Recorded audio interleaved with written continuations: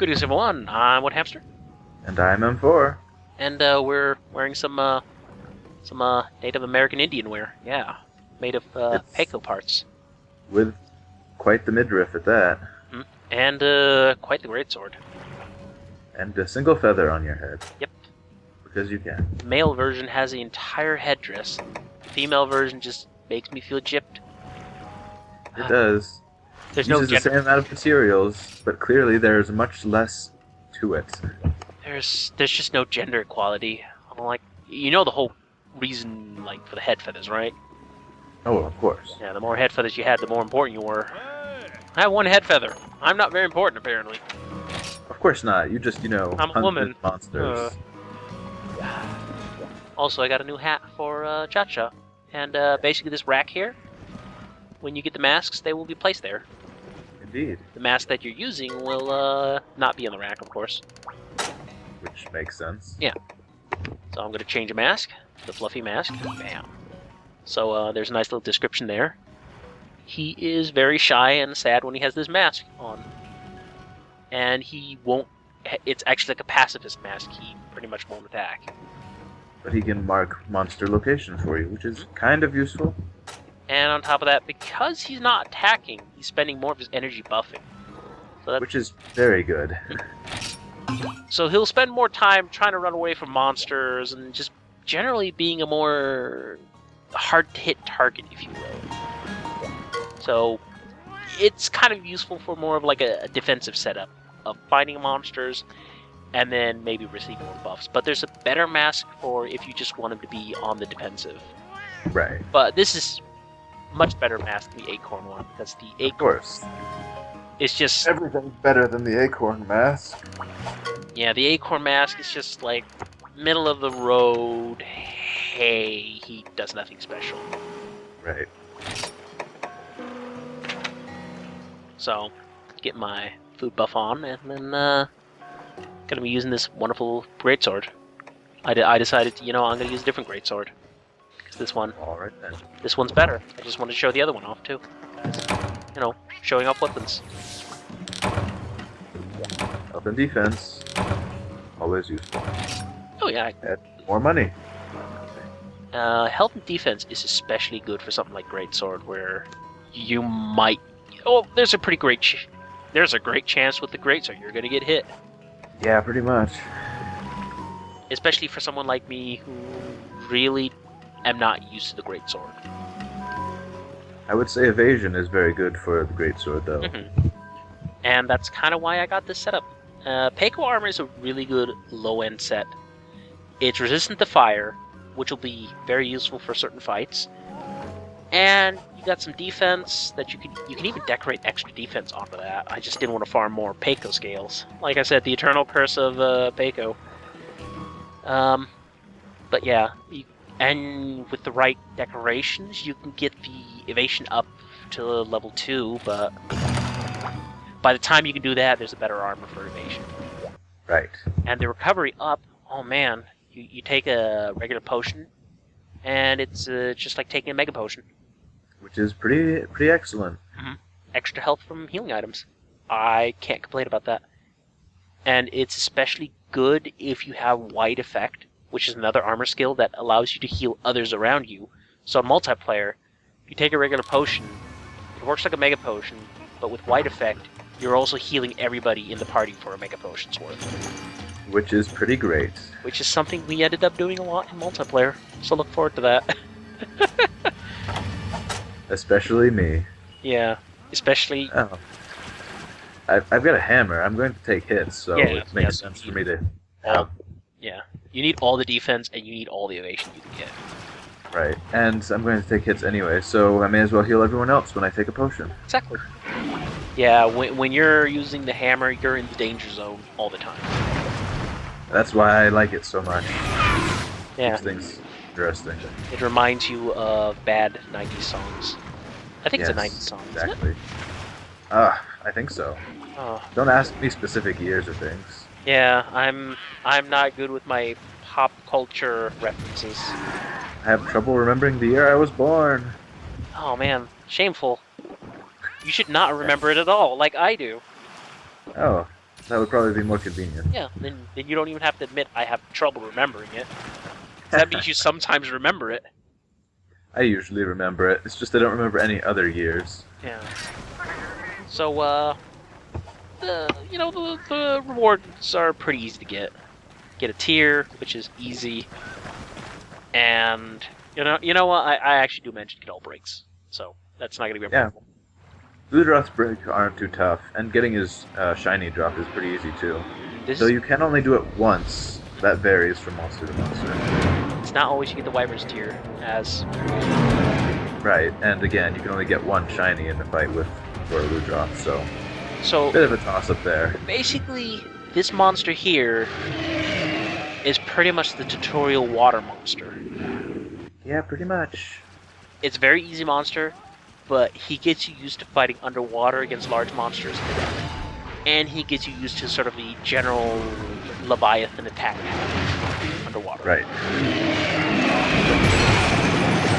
However, he is slow, and he generally has very large tells for things, as well as not hitting very hard at all. Yeah, and he spends a lot of time on land usually, so while he's the beginner water monster, he usually won't go into water. In fact, you usually kill him before he goes into water if you know what you're doing. Right. Of course, for a beginner, they don't. No. Probably the worst attack he can do on land is when he rolls around.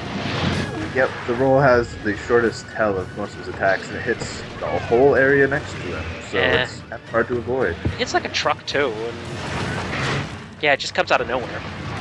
So this is what his breaks are like. He's got a tail cut. Excellent. Our first monster that has a proper tail cut. I love tail cuts. Tail cuts are great.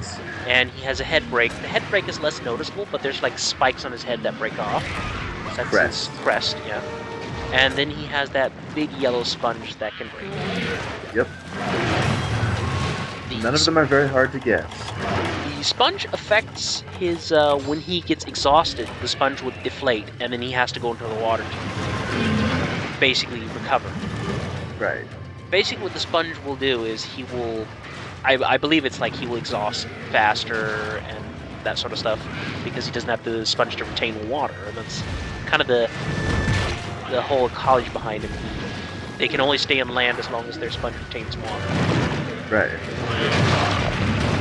Nice job there. Yeah, I ran straight into it, but it gives me a chance to go, hey, I got water blight, and talk about water blight.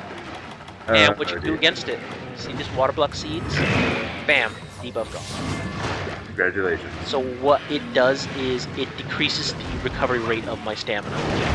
And Which can be fairly devastating. if you're using something like hammer, it's really shitty to have. Tell me about it. It is terrible to have as a hammer, because you're constantly using all your stamina, and you're never getting it back. But You really just have to... You can't hold a charge for very long at all if you have Water Blight. You have to use them very quickly so you can recover. yeah. Generally, like, water blight is still not the worst of the blights. But Oh, no, of course not. it's situational depending on what weapon you have. And here's the thing with blights. No one ever brings these anti-blight seeds. Yeah, they don't tend to last long enough for it to be worth it.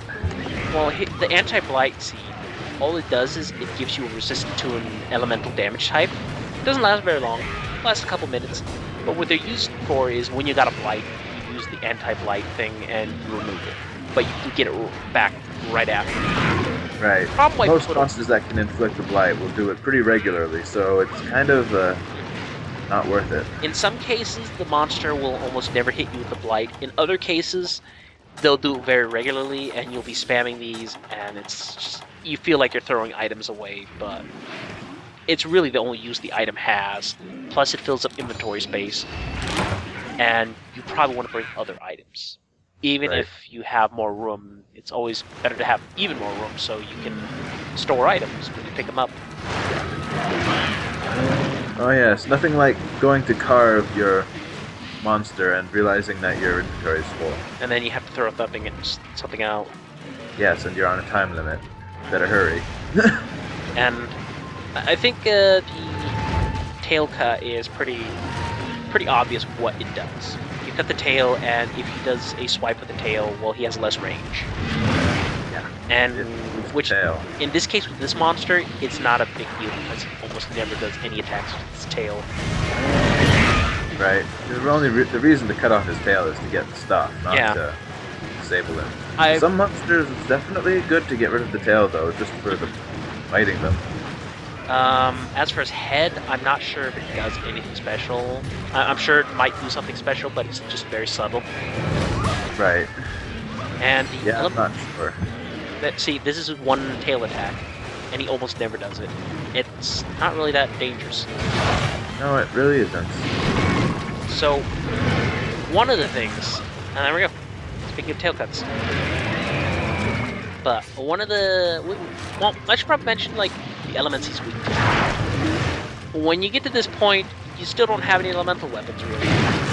You can make a fire elemental weapon with a hammer, but it's still not that good of a hammer. Echo Flints. Yeah. And it's not bad, but it's definitely not really that good until you upgrade it further. Yeah. The problem is the sharpness is atrocious. Oh yes. Hammers have that problem for a while, although they lose it pretty easily at this point. So, as I mentioned, fire and lightning. Lightning is really late game in single player. Like, at the end of the game, you get lightning. Right. Fire is fairly late game as well. It's early game to late game, depending on the weapon. Right. As mentioned, you can get a fire hammer already, but a lot of them take Rathian and Rathos parts instead of Peko. So, and that's like end game type stuff. Right. So, you know, but the weaknesses are more there for when you do high rank, where you fight these guys again, only harder, and then you're going like, but I got these fire weapons now. I should use them. I believe he's more weak to lightning than fire, though. Just because, you know, he is a water monster that lives underwater. So is Lagiacrus. Yeah, but he's kind of based on lightning, so he's not going to be that weak to it. Of course. So, I should probably mention how you get shinies. Break the sponge. Yep. You get a shiny when you break the sponge, and only the once. And it can be a number of items. It can be, I believe, if you're really lucky, a quality sponge, which is like good luck ever getting that. Well, I mean, you'll get it fairly regularly, just not from that. The shiny doesn't really have it. Yeah. Oh man, I am getting beat booped like crazy. I hope that doesn't get picked up in Callgraph. Shit. Well, I sure can't hear it, but that doesn't mean it's not on Callgraph. Yeah, that doesn't mean Callgraph doesn't pick it up. So I put myself. I didn't expect to get beat booped, but you know, like I did. I should. You should always expect to get beat booped. Yeah, I should really put it as in like I'm busy. Also, when monsters generally are in water, you can use sonic bombs to interrupt their attack. Right. You cannot use sonic bombs when a monster is enraged, though. Don't try to waste them. But you know, it's a good showcase. It's a good demo of it.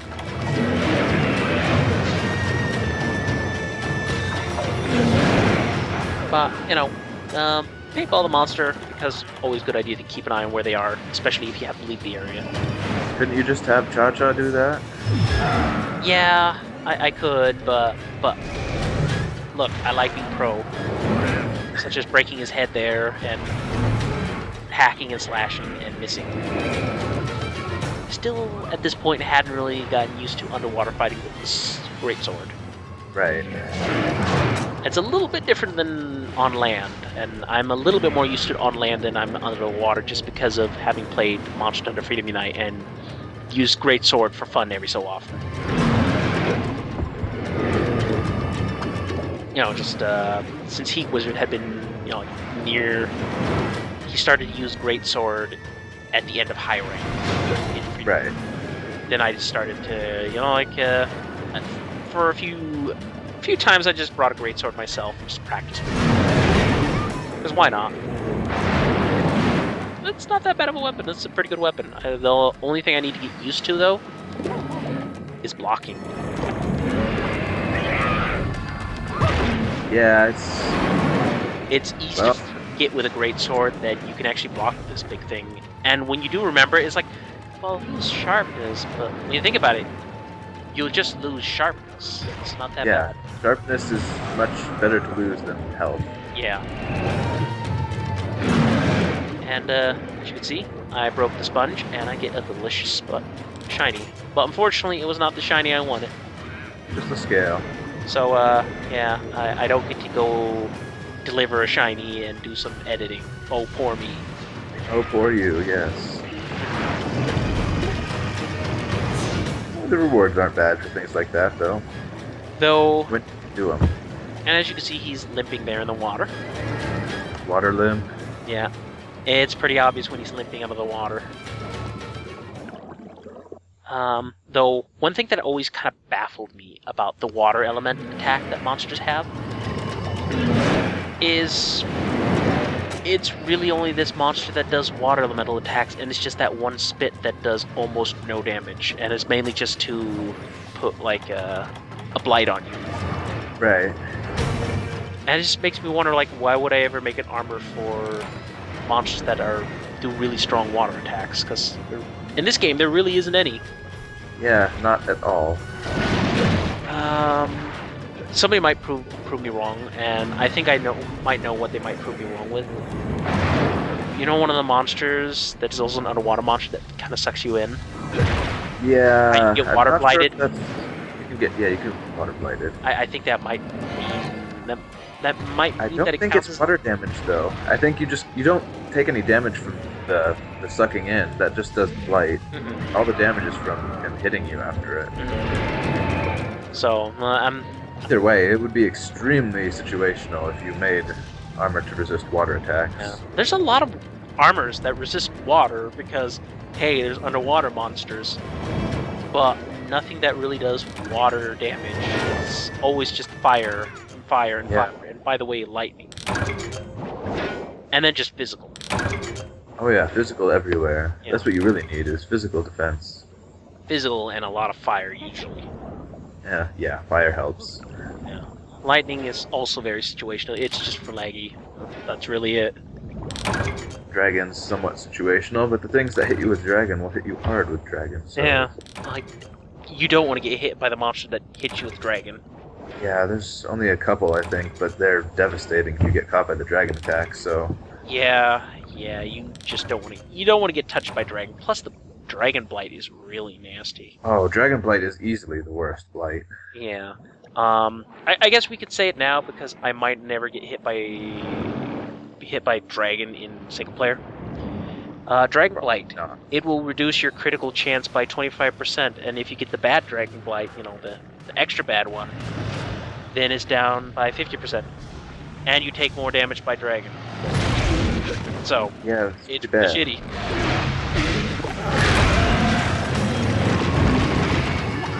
Being dropped into high negative criticals is never helpful. Yeah, basically when you drop into negative criticals, you do less damage. You do 25% less damage than your base damage.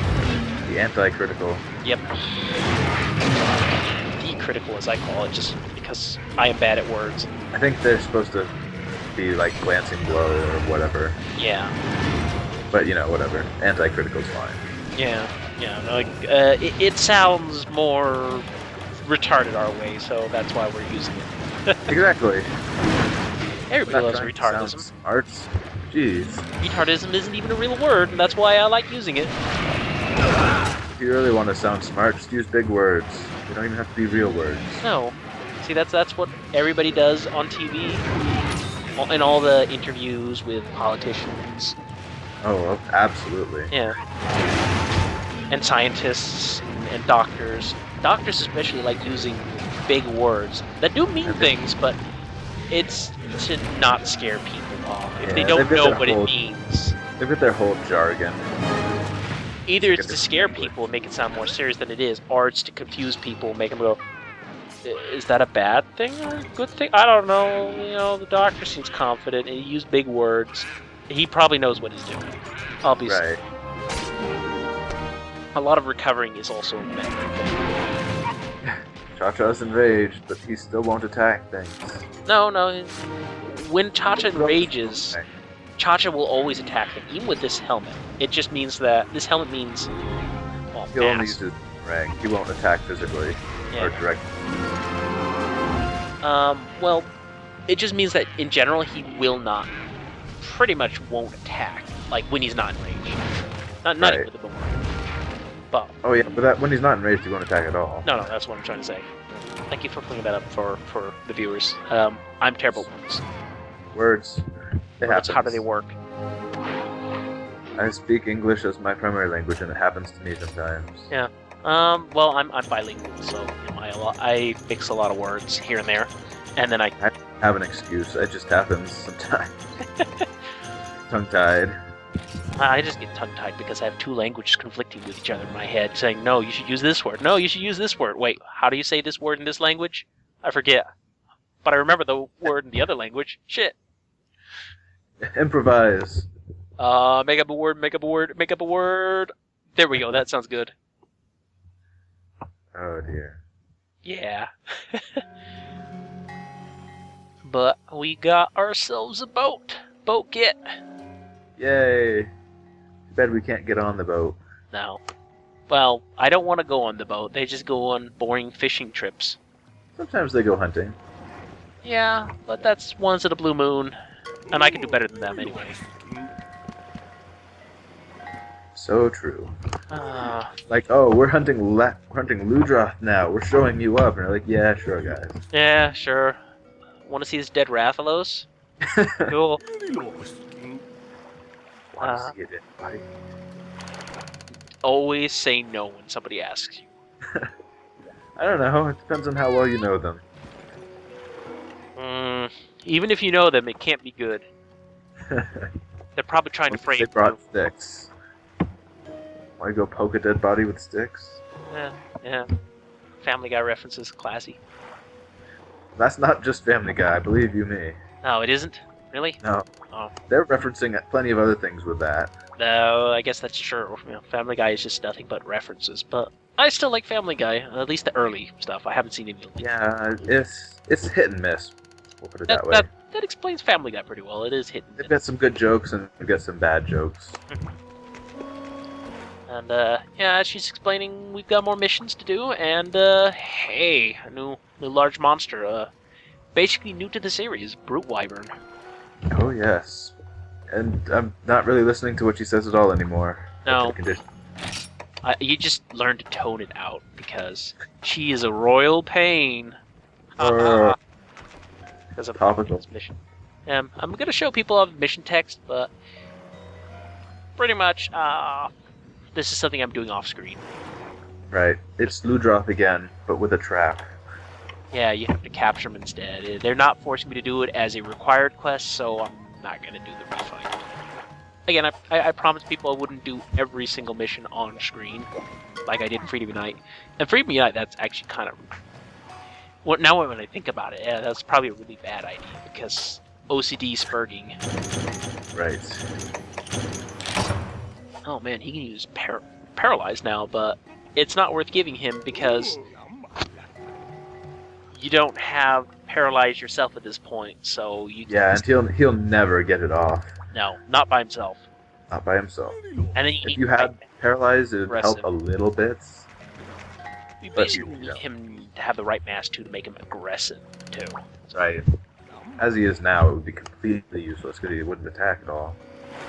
And, as the village elder here is going, like, or village chief, I guess, he's going like, yeah, this new one will flip elemental resistances, and we'll get into that when we actually fight him. But, yeah, and then they just talk about armor and weapons, about how everything is situational, and that's pretty much true. And then you gotta find your own preference of equipment. I prefer hammers. Did you figure that out yet? No, I didn't figure out that the best weapon in the entire game is your favorite. I don't know about that. Fair enough, longswords in this game is I was going to say, well, broken. A lot of people would argue longswords. In this game, longswords is the most broken. And when I show off longswords, I'll spend like 5 minutes, like kind of warming up to the greatsword and getting used to it. But then once I warm up to it, I just unleash hell. Right. I always have to talk to her, don't I? Yep. You just can't get away.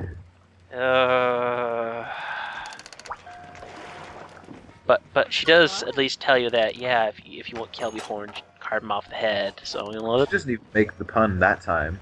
No, make the she pun said to her. on. Oh no. Yep. No, the context. She says it's something you say to her, and then she says she doesn't get it. Oh, right. So apparently, hunters like bad puns. Apparently. Also, apparently, I need to kill every single hunter ever. Including yourself. Yeah. Why not? I'll commit suicide. I'll jump off one of these boats and commit suicide. Boat suicide. Right now. But then the cats will just bring you back to the base. No, because they can't follow me out to sea.